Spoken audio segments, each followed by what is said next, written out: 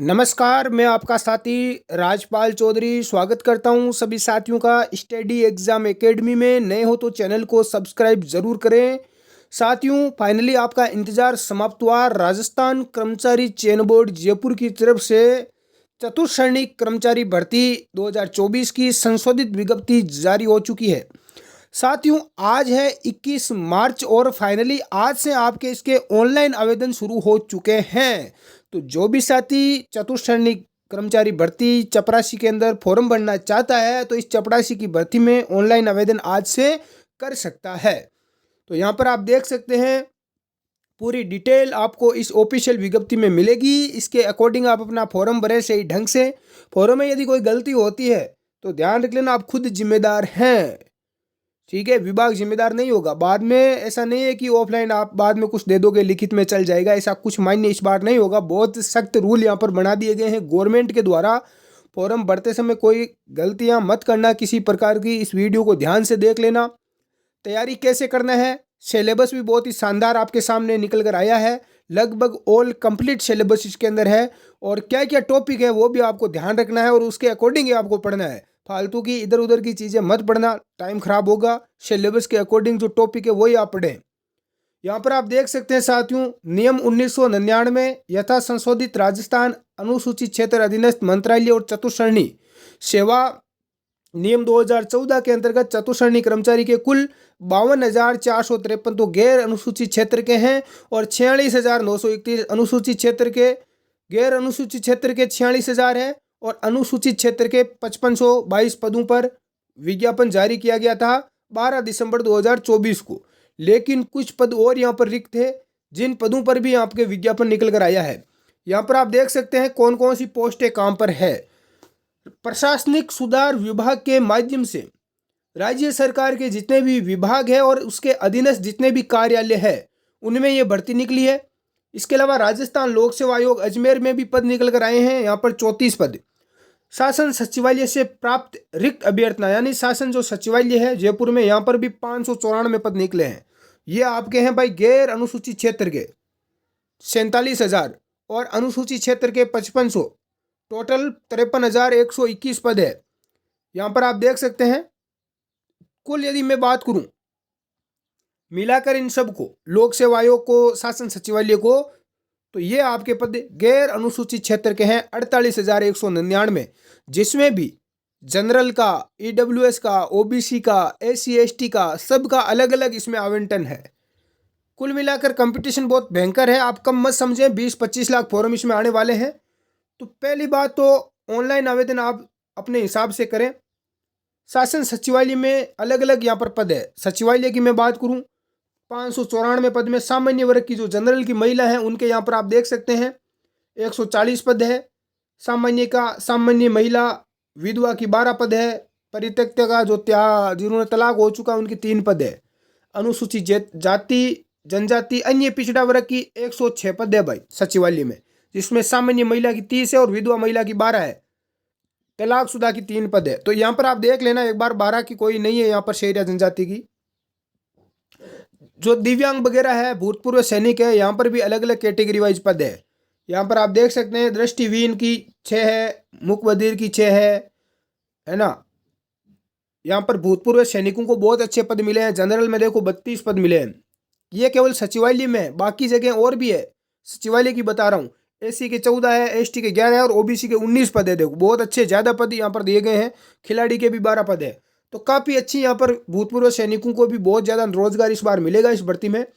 ये गैर अनुसूचित क्षेत्र के आप देख सकते हैं। यहाँ पर आप देख लेना जो अन्य लोग हैं 47,000 में से जनरल के 12,000 पद है, 12,773।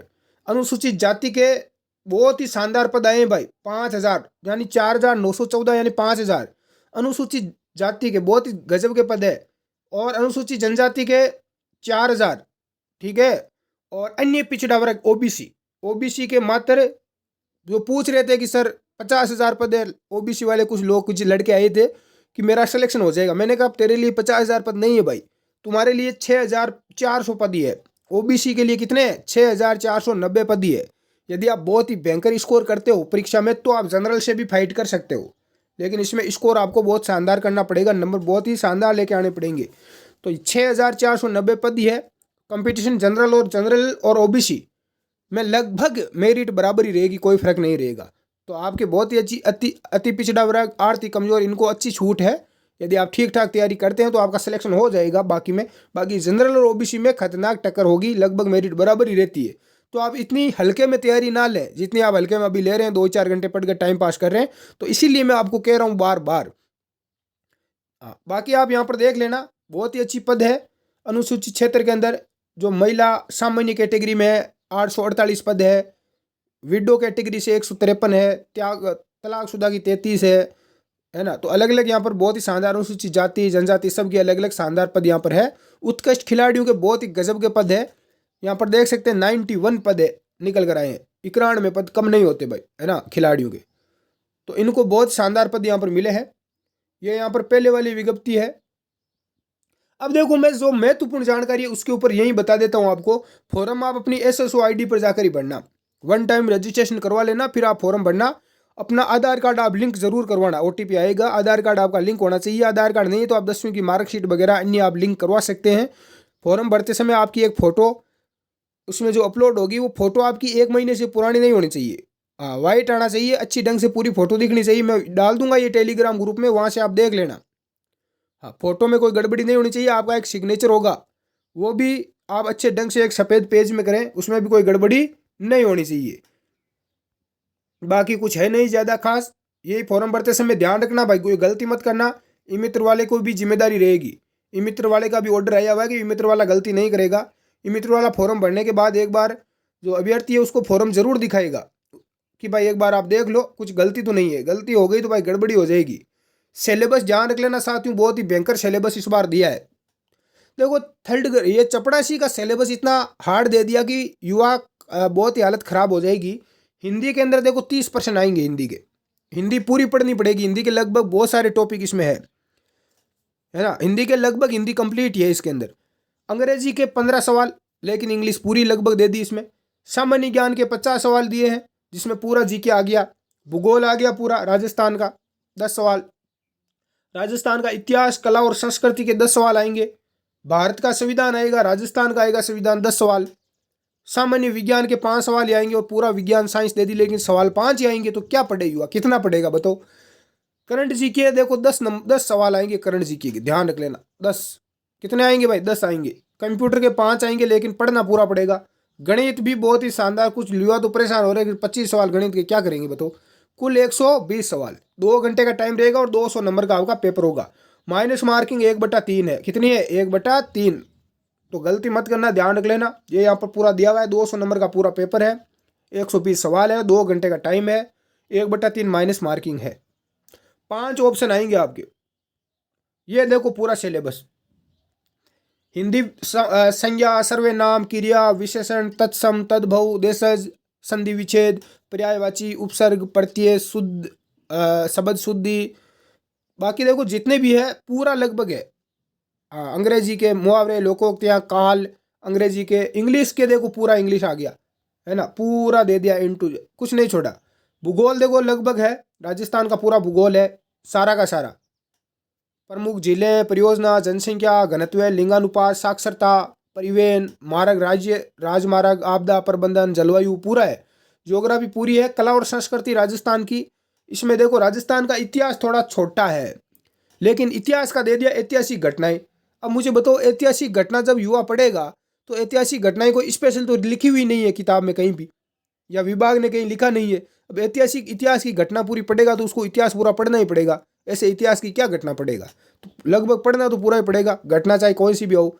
स्वतंत्रता सूचना आंदोलन हुए हैं, राजस्थान का एकीकरण है, महत्वपूर्ण व्यक्ति जितने भी हुए हैं, भाषा और साहित्य, संस्कृति और सामाजिक जीवन, वेशभूषा, वाद्य यंत्र। ये देखो कला संस्कृति में आ गया। लोक देवता है, लोक देवियाँ नहीं है भाई, लोक देवता है। लोक साहित्य है, बोलियां, मेले, त्योहार, आभूषण, लोक कलाएं, वास्तुकला, लोक संगीत, नृत्य, रंगमंच, पर्यटन स्थल, स्मारक। लोक देवियाँ नहीं है देखो इसमें, है ना, टॉपिक नहीं है, लोक देवता है केवल। स्मारक, ऐतिहासिक सांस्कृतिक दृष्टि से राजस्थान की पूरी हस्तियां और इत्यादि।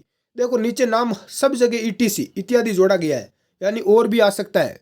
इत्यादि का मतलब है और भी आ सकता है। ये देखो सब जगह जोड़ा है, भारत का संविधान, राजस्थान का संविधान, ठीक है, मुख्यमंत्री, राज्यपाल, मंत्रिमंडल, परिचय, पूरा विधानमंडल, न्यायपालिका, प्रशासनिक ढांचा, मुख्य सचिव, जिला प्रशासन, जिला स्तर पर न्यायिक ढांचा, सूचना का अधिकार अधिनियम और इत्यादि। देखो इत्यादि जोड़ दिया लास्ट में कि और भी कुछ आ सकता है। ये तो आपको बेसिक बताई चीजें हैं।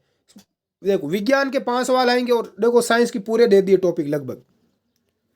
भौतिक रासायनिक परिवर्तन, धातु अधातु, प्रमुख यौगिक, प्रकाश का परावर्तन नियम, आनुवांशिकी से संबंधित शब्दावली, मानव शरीर, अंग तंत्र, प्रमुख मानव के रोग, कारक, निदान, लगभग कंप्लीट दे दिया। करंट जी के देखो पूरा भर दिया, यहाँ पर 10 सवाल आएंगे। खेल से संबंधित, राजनीति, अर्थव्यवस्था, सामाजिक, भौगोलिक, सांस्कृतिक, पारिस्थितिकी संबंधित मुद्दे, राज्य राष्ट्रीय मुद्दे। देखो करण जी की पूरा आएगा। जो लोग सोच रहे हैं राजस्थान का आएगा वो गलत फहमी में है। इंडिया का और पूरा अंतर्राष्ट्रीय स्तर का, विश्व का, तीनों आएगा भाई, है ना। राज्य और राष्ट्रीय मुद्दे, प्रसिद्ध जो व्यक्ति है, राज्य और राष्ट्रीय कार्यक्रम, सारा आएगा। राजस्थान का और इंडिया लेवल का करण जी की आएगा। कंप्यूटर भी लगभग देखो पूरा है, hardware, software, operating system, application software, इसके अलावा कार्यालय अनुप्रयोगों का अवलोकन, MS Word, Excel, MS PowerPoint, internet, email, यानी पूरा कंप्यूटर लगभग आ गया। गणित की देखो सारी प्रश्नावलियाँ डाल दी। महत्तम समापवर्ती, लघुत्तम समापवर्ती, औसत आ गई, लाभ हानि आ गई, प्रतिशत, साधारण ब्याज, चक्रवर्ती ब्याज भी है ना। अनुपात, समानुपात, साझा का, समय और कार्य, समय, चाल, दूरी, आंकड़ों का चित्रों द्वारा निरूपण। देखो मैथ भी लगभग डाल दी। तो सिलेबस देखो बहुत ही शानदार डाल दिया यहाँ पर। ऐसा नहीं है कि सिलेबस हल्का है, सिलेबस बहुत ही जांसू डाला है और पेपर भी बहुत ही जांसू ही आएगा, आप निश्चित रहें। जो लोग सोच रहे हैं कि पेपर इजी आएगा, निकाल लेंगे, कुछ नहीं है। बेसिक पेपर आएगा 10वीं लेवल का। तो SSC GD का भी भाई 10वीं लेवल का ही आता है, लेकिन मेरिट आप देखते हो कितनी खतरनाक गई थी इस बार, है ना। तो वही SSC GD लेवल का ही है पूरा। फर्क इतना ही है केवल राजस्थान का GK है और SSC GD में राजस्थान का GK नहीं है, बाकी वो सेम ही है। तो आप अपनी तैयारी अपने सिलेबस के अकॉर्डिंग करें। जो टॉपिक दिए गए सिलेबस में वही पढ़ें, लेकिन सिलेबस के हर टॉपिक के लास्ट में इत्यादि दिया हुआ है कि और भी आ सकता है इससे रिलेटेड।